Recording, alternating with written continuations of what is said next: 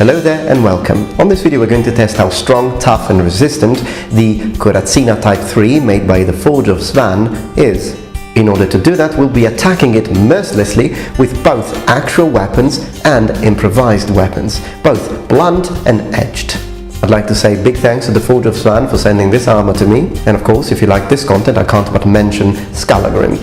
Don't try this at home, and if you do make this sort of content, always use safety gear.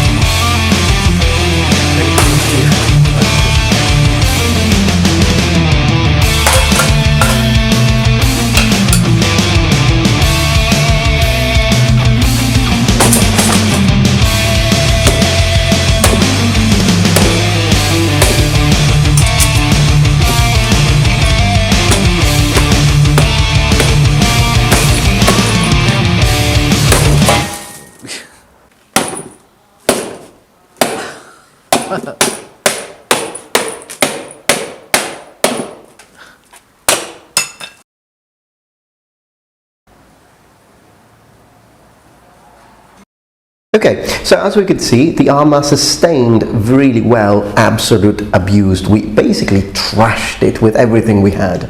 And of course, also the weapons underwent quite a lot of abuse. You have to consider that the majority of the weapons that I've used are not supposed to be used to strike plate directly.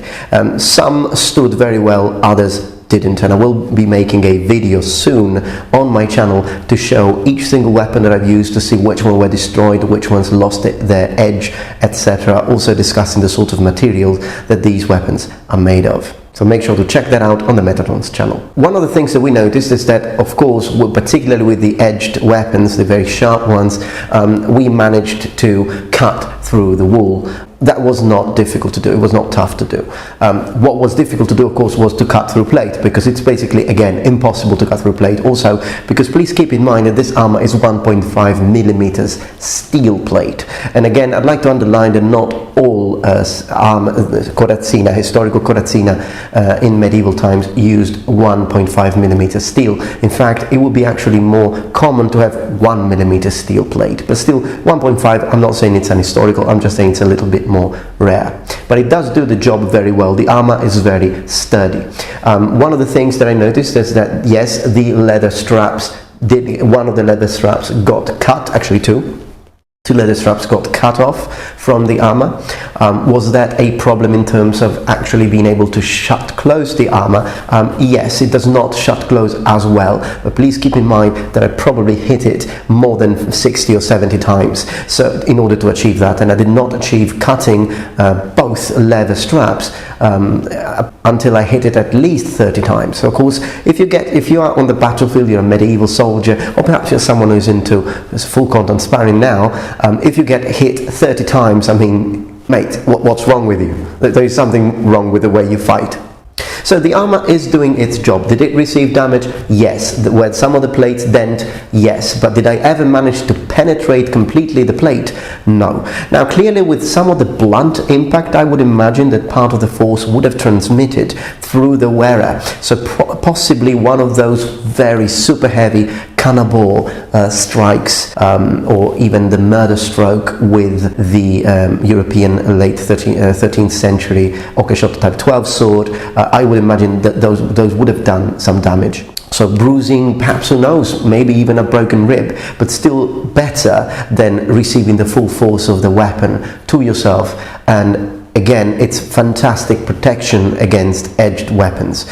Some of the knives that I've used, the way I attacked it, without that armor, you know, I would have completely slaughtered the opponent. So the armor would have saved loads of lives. I think the Forge of Svan, they did an excellent job. The armor is very, very durable and very, very strong. It's very tough. And I've got to say, making this video was a lot of fun. Thank you very much for watching.